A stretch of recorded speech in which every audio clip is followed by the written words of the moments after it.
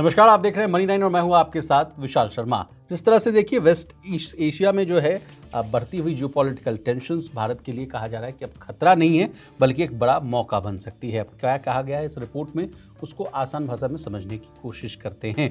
देखिए कहा जा रहा है तो पहले तो देश और दुनिया में क्या माहौल है वो समझ लीजिए। मिडिल ईस्ट में जो है अनसर्टेनिटीज जो है वो बढ़ती हुई नजर आ रही है। युद्ध, तनाव, सप्लाई चेन क्राइसिस वो बढ़ती हुई नजर आ रही है। इसका असर क्या हो रहा है? तेल और गैस की कीमतें बढ़ सकती हैं, सप्लाई चेन जो है वो और जो है डिसरप्ट हो सकता है। और भारत जैसे देश के लिए ये रिस्क इसलिए बड़ा है क्योंकि 85% से 89% के आसपास हम लोग जो है तेल जो है या क्रूड ऑयल कहिए हम लोग बाहर से इंपोर्ट करते हैं। इसके अलावा 50% जो गैस है वो भी हम लोग इंपोर्ट करते हैं। लेकिन इसी बीच मॉर्गन स्टैनली की एक रिपोर्ट आई है और वो रिपोर्ट कह रही है कि अगले 5 साल में भारत में $800 बिलियन, यानी अगर इस रुपए को इंडियन करेंसी में कन्वर्ट करेंगे तो ये आंकड़ा बैठता है 66 लाख करोड़ के आसपास। कहा जा रहा है कि इतने लाख करोड़ का अतिरिक्त जो है निवेश आ सकता है। इसके अलावा इस रिपोर्ट में ये भी बातें कही गई हैं कि 2030 तक इन्वेस्टमेंट टू जीडीपी रेशियो जो है वो 37.5% तक हो सकता है, यानी देश में जो है जबरदस्त इन्वेस्टमेंट बूम आ सकता है। लेकिन अब कैसे आएगा बूम और क्या चैलेंजेस हैं उसको भी डिकोड करते हैं इस कहानी में। सबसे पहले देखिए एनर्जी स्ट्रैटेजी में बदलाव किया गया। कहा जा रहा है कि अब सिर्फ ग्रीन नहीं, सिक्योर भी। पहले फोकस क्या था? रिन्यूएबल एनर्जीज पर था, यानी रिन्यूएबल आप समझ रहे होंगे, सोलर, विंड पर। अब फोकस क्या हो गया? एनर्जी सिक्योरिटी प्लस ट्रांजिशन को लेकर, यानी अब कोल भी बढ़ेगा, सोलर विंड भी बढ़ेगी और न्यूक्लियर भी और ऑयल रिजर्व्स को भी हम लोग को जो है दुरुस्त करने की बात होगी। यानी मतलब अगर सारी बातों का लब्बो लुबाब निकालें तो सारे ऑप्शंस खुले रखने की बात कही जा रही है। इसके अलावा अब दूसरे पॉइंट फैक्टर्स में समझने की कोशिश करते हैं। कोल, कहा जा रहा है कि आज भी 55% जो है एनर्जी कोल से आती है, 75% बिजली जो है वो कोल से बनती है। भारत ने 1 अरब टन से ज़्यादा कोल प्रोडक्शन भी कर लिया और सबसे बड़ी बात यह है कि 210 मिलियन टन का स्टॉक, यानी लगभग जो है 88 दिन का बैकअप भी देश के पास मौजूद है। नई जो रणनीति है वो क्या हो सकती है ये भी हम समझ लेते हैं। कोल को गैस में बदलना, यानी कोल गैसिफिकेशन वाला जो मामला है उसको और हम लोग पढ़ाते हुए नजर आएंगे। इससे होगा क्या? इससे फर्टिलाइजर्स और फ्यूल सब बनेंगे और इंपोर्ट को लेकर जो हम लोग की समस्या आती है, भारी भरकम पैसा देना पड़ता है और जिस तरह से सप्लाई चेन क्राइसिस है उससे इंपोर्ट दिक्कत आ रही है, वो भी इंपोर्ट वाला मामला भी थोड़ा कम होता हुआ दिख सकता है। अब आइए रिन्यूएबल प्लस न्यूक्लियर वाले बात पर, यानी जो फ्यूचर पावर की बात कही जा रही है उस बात को भी समझते हैं। 50% से ज़्यादा कैपेसिटी अब नॉन फॉसिल फ्यूल है। इंडिया दुनिया का जो है 3rd लार्जेस्ट रिन्यूएबल मार्केट बन चुका है। अब चैलेंज क्या है? बिजली बनाना नहीं, उसे स्टोर और डिस्ट्रीब्यूट करना भी एक बड़ा चैलेंज है। इसलिए जो है काम कहाँ किया जाएगा? काम जो है बैटरी स्टोरेज पर, स्मार्ट ग्रिड्स बनाए जाएंगे, डिजिटल इंफ्रास्ट्रक्चर को और दुरुस्त किया जाएगा। न्यूक्लियर भी बड़ा रोल निभाएगा। कहा जा रहा है कि अभी 8.2 गीगावाट तक का जो है वो हम लोग पावर जनरेट कर पा रहे हैं और टारगेट है कि 100 गीगावाट तक, यानी 2047 तक जब हम लोग जो देश को विकसित बनाने की बात कर रहे हैं वहाँ तक पहुँचने के लिए 100 गीगावाट तक की भी हम लोग जो है टारगेट को अचीव करने की कोशिश करेंगे। लेकिन सबसे बड़ी कमजोरी कहाँ है वो हम समझ लेते हैं फर्टिलाइजर्स को लेकर। डीएपी का जो है, डीएपी वाला मामला समझिए। डीएपी जो सबसे ज़्यादा यूज़ होता है हमारे एग्रीकल्चर में, वो 65 से 70% हम लोग इम्पोर्ट करते हैं। पोटैश भी लगभग पूरा इम्पोर्ट ही किया जाता है। इस वजह से रिस्क जो है गल्फ और रशिया पर जो है वो हमारी डिपेंडेंसी जो है वो बढ़ती हुई नज़र आ रही है। अब इसका क्या सॉल्यूशन हम लोग निकालते हुए नजर आएंगे? कहा जा रहा है कि सऊदी, मोरक्को से लॉन्ग टर्म हम लोग डील करते हुए नजर आ सकते हैं। डोमेस्टिक यूरिया प्लांट जो है उसको हम लोग जो है बना सकते हैं। नैनो डीएपी और ग्रीन अमोनिया पर जो हमारा फोकस था, यानी इंडिजिनस वाली बात कही जा रही है कि स्वरचित जो है अपने स्वनिर्मित जो है देश में ही बनाने की बात कही जा रही है, क्योंकि फर्टिलाइजर से क्या होगा? हमारी फूड सिक्योरिटी और इन्फ्लेशन को कंट्रोल करने में बड़ी ज़रूरत होती है। अब डिफेंस वाले बात को भी समझते हैं।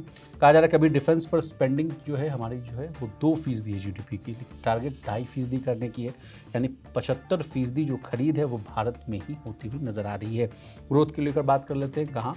प्रोडक्शन 13% CAGR का है, एक्सपोर्ट 28% CAGR का करते हैं। मतलब इंडिया में मेक इन इंडिया को बड़ा बूस्ट मिलता हुआ नजर आ सकता है। जॉब्स और मैन्युफैक्चरिंग में भी अच्छी खासी बढ़त देखने को मिल सकती है।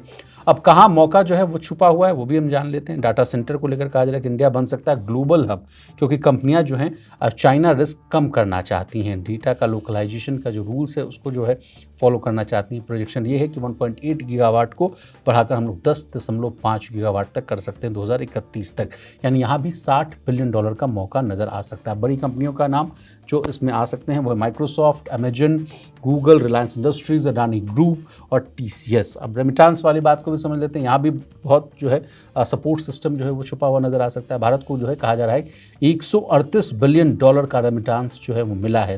कहाँ से मिला है सबसे ज़्यादा पैसा? 38% पैसा जो है गल्फ कंट्रीज से मिला है, लेकिन अब जो है US और यूरोप से जो पैसा बढ़ रहा है, मतलब जो है हमारी जो रिस्क है उसको हम लोग डाइवर्सिफाई करते हुए नज़र आ रहे हैं।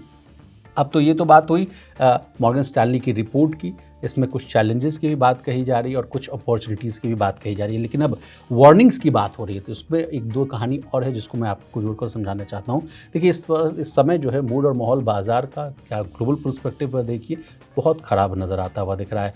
वार्निंग्स पर वार्निंग्स आ रही हैं। अब देखिए ना, अमेरिका के जाने माने इकोनॉमिस्ट हैं गैरी शिलिंग, इन्होंने कह दिया है कि 2026 में रिसेशन जो है लगभग तय है, ये मान कर चलिए।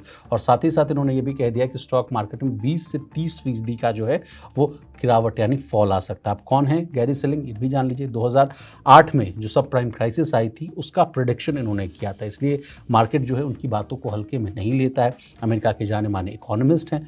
अब गिरावट की बड़ी वजहों पर बात कर लेते हैं। इन्होंने क्यों कहा है बात कि हाउसिंग मार्केट जो है ठंडा पड़ा हुआ है, कह रहे हैं कि रियल एस्टेट स्लो डाउन जो होता है अक्सर रिसेशन की शुरुआती संकेत देता हुआ नजर आता है। हाई इंटरेस्ट रेट की वजह से जो है लोग जो है घर खरीद नहीं रहे हैं। इसके अलावा कहा जा रहा है कि बिजनेस इन्वेस्टमेंट गिर रहा है, कंपनियां खर्च कम कर रही हैं। टेक, AI को छोड़कर बाकी सभी सेक्टर्स में जो ग्रोथ है वो कमज़ोर नज़र आ रहा है। कंज्यूमर स्पेंडिंग जो है वो कमज़ोर होती हुई दिख रही है। इन्फ्लेशन पर का जो है अब भी दबाव है, सेविंग्स घट रही है, इनकम का जो ग्रोथ है वो लगातार कमज़ोर है। तो इसलिए जो है ये सब बातें कही जा रही है जिस वजह से दिक्कत आ सकती है। वैल्यूएशंस को लेकर भी सवाल उठाए जा रहे हैं। कहा जा रहा है कि मार्केट ओवर वैल्यूड है, मतलब स्टॉक्स पहले के मुकाबले बहुत महंगे हैं, करेक्शन का रिस्क बढ़ता हुआ नजर आ रहा है। अब जाते जाते अब मार्क जंडी साहब यानी जो मूडीज़ के चीफ इकोनॉमिस्ट हैं, उनका क्या कहना है, वो भी जो है मिला जुला उनका भी जो है राय है। वो भी कह रहे हैं कि स्टॉक मार्केट अभी रियलिटी से जो है डिस्कनेक्टेड है और रिसेशन का खतरा जो है लगभग 40 से 50% तक पहुंच चुका है। तो ये रही 3 बड़ी रिपोर्ट जिसको हम लोगों ने कंपाइल कर आपको बताने की कोशिश की है। अब देखिए आपदा में अवसर वाली भी बात है, जहाँ आपदा आती है तो वहाँ पर आप अगर अपनी R&D पर यानी रिसर्च एंड डेवलपमेंट पर अगर फोकस करते हैं तो चीज़ें बेहतर हो सकती हैं। अगर आप लगार्ड बनते हैं तो आप पिछड़ते हुए नजर आते हैं। तो ये रही हमारी रिपोर्ट। आपको हमारी रिपोर्ट कैसी लगी कमेंट करके जरूर बताइएगा। इसी तरह देश, दुनिया और बिजनेस जगत से जुड़ी तमाम ताज़ा तरीन खबरों के लिए बने रहिए हमारे साथ और देखते रहिए मनी।